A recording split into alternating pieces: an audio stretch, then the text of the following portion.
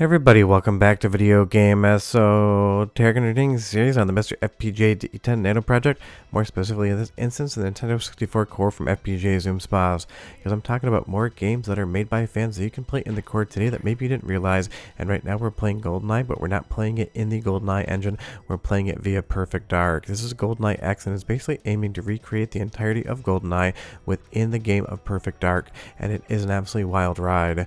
Before we get too far involved though, do me a huge favor, go down below, hit like and subscribe, and ring that notification bell. Definitely helps us out. And if you feel so inclined and want to support the channel, we got a Patreon link down below as well. And before you comment down below saying, why would anyone do this? We already have Goldeneye. The reality is, why not? Sometimes just wanting to see if you can do something is a good enough reason to do it, and it definitely brings the fans a lot of fun. Because seeing Goldeneye in the Perfect Dark engine kind of feels both familiar and completely weird at the same time. And it's not like the Perfect Dark game in and of itself wasn't using derivative tech from something like Goldeneye. It was just more impressive because it came much later in the console's lifespan, and honestly came so late, kind of felt like maybe it should have been held back for GameCube. But seeing these levels running inside of Perfect Dark, it's just such a trippy thing. It's going to be innately familiar, you're going to know exactly where to go, it just is going to have a different vibe going on, and you will see every once in a while it tanks the frame rate a little bit slower than you would expect it to. But you need to remember that this is an unfinished mod, kind of a proof of concept that's going to have some levels in it, and also it is running in Perfect Dark, and that definitely would have a little bit more chug than previous entries on the Nintendo 64 library as far as rarest games are concerned. There's definitely going to be a couple bugs here in the actual institute. You're going to see that some of the textures just aren't appropriately lined up, and some of them aren't actually the textures that are supposed to be there. But even if this is unfinished, the levels that are here are absolutely just so much fun to explore around in, and it definitely has both that Perfect Dark as well as Goldeneye vibe. And I remember the first time I played Goldeneye on Nintendo 64, I think I played it on a demo kiosk at Sears before I actually had a console, and it was absolutely mind-blowing because we did have first-person shooters on PC at home, including ones that were in 3D, but there's just something about seeing Goldeneye on Nintendo 64 hardware and realizing you could play a 3D first-person shooter game on a console. You didn't have to have a computer, because other people had tried, some successful, some not, to make 3D first-person shooters on other home consoles, but I would say Goldeneye definitely took the crown, at least for the year of its release, as far as games that we still love today are concerned. And that's the thing about fan games like this, they just give you another way to enjoy the same content. Now, compared to some of the other games that I've shown you that have worked on Nintendo 64 cores that weren't actual retail games, it's not like Perfect Dark is going to give you anything extra for Goldeneye. Goldeneye X really is just the levels from Goldeneye recreated in the Perfect Dark engine, but as far as a technical exercise and a new way to play a classic game, it is just something fun to talk about.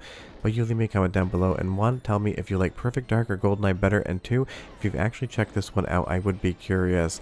And if I just showed you a screenshot of this, you might be forgiven just for thinking that this is Goldeneye. But if you do want to play this game, you get the patch and you modify the Perfect Dark ROM, not the Goldeneye ROM, because that would make no sense whatsoever. And it makes me wonder what other people could make inside of Perfect Dark. That engine definitely had a lot going on for it as far as the real-time lighting and other aspects you'll see here within the world of Goldeneye X, and it makes me think that other people could go in, use that tech, and basically make their own first-person shooters. If you know of any good examples, leave me a comment down below, and maybe they'll show up on the channel, because I'm always looking for new fun ROM hacks that I haven't checked out myself. And these things are great just because the Nintendo 64 library was definitely thin back in the day, and even today. If you take a look at how many games released in the entirety of all regions for Nintendo 64 compared to PlayStation 1 and Sega Saturn, you realize that it is a fraction of the other numbers that other systems put up. And if you feel like you played every single Nintendo 64 game and you don't want to jump back in for a replay, games like this, Goldeneye X, Jiggies of Time, and a lot of the other fan games I've been showing on the channel really give the console that much more of library and life cycle. And because it is Goldeneye, you know it's going to have an absolutely spectacular rare style soundtrack. So go ahead and listen for 45 seconds, but come back because I got a lot more Goldeneye X to show you and to talk about why I love this project. But enjoy the music as it is classic.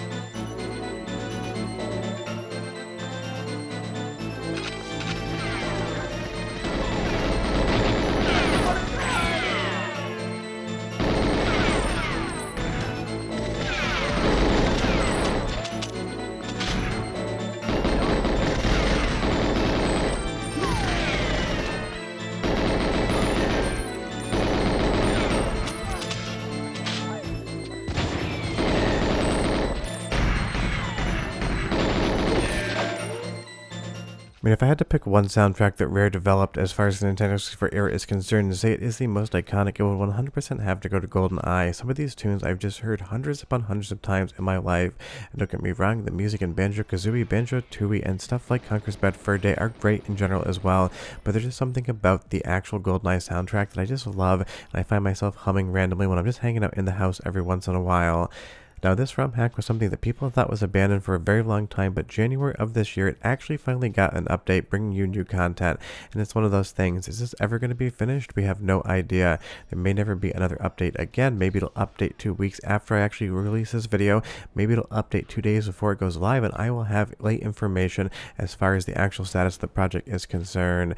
You can go into some levels in the game as well, but there won't really be any enemies in them. You can kind of just wander around. So I will leave a link in the description below to the patch, and just make sure you read what levels are actually working, because again, there's some areas in the game that just seem to have some issues. Looks like a bunch of red fire alarms on the ground here. Definitely not the texture that's supposed to load in, or maybe it's just because it's on MiSTer FPGA. I do not know. I just love playing around with these things, so if you do know about that, do let me know down below as well. But even seeing these trippy textures, it's fun just to kind of walk around in a game that doesn't actually exist, but you can still experience it. And sometimes the glitches, especially in work in progress ROM hacks, are some of the most fun things to see, because you can kind of understand how the hardware both works and breaks all at the same time. Very fun house effect, a little bit creepy, but definitely something that is enjoyable to see. Now, just so you know, you can play this in the regular core as well as the turbo core. You definitely get a couple extra frames in turbo, and something like the initial level of Goldeneye here, at least in this patch, there didn't seem to be any enemies appearing whatsoever, so it seems like the makers are kind of just popping around and deciding to add in characters where they want. But I did have some help on this capture, so this could be on the old patch as well. But this obviously looks exactly like the level from Goldeneye, because it is exactly the level from Goldeneye, just recreated in perfect dark. So you will see some different visual effects, and sometimes the game can actually look a little bit prettier with some of the perfect dark effects. But at the end of this, it is just going to basically be a remake of Goldeneye that exists within perfect dark, but still on the same hardware that Goldeneye came out on. And you are going to have multiplayer support as well, and obviously that's going to be fun, because so many of these games weren't just for the single player experience. I think I probably played 10 times more Goldeneye with friends in the summers on the 4-player deathmatch mode than I ever actually did the original levels, because you could beat Goldeneye maybe like 6-8 hours tops, but the multiplayer mode basically gave you an infinite amount of hours to play, and I seriously swear I wasted a whole summer with friends just playing this one game. And that's why this is so fondly remembered. Basically everyone had a copy of Goldeneye back in the day, everyone fell in love with it, everyone had their friends over, and those 4-player late night pizza and soda deathmatch parties were epic. But one more soundtrack sample, because again it sounds incredible in perfect dark, and I'll be right back with just a bit more.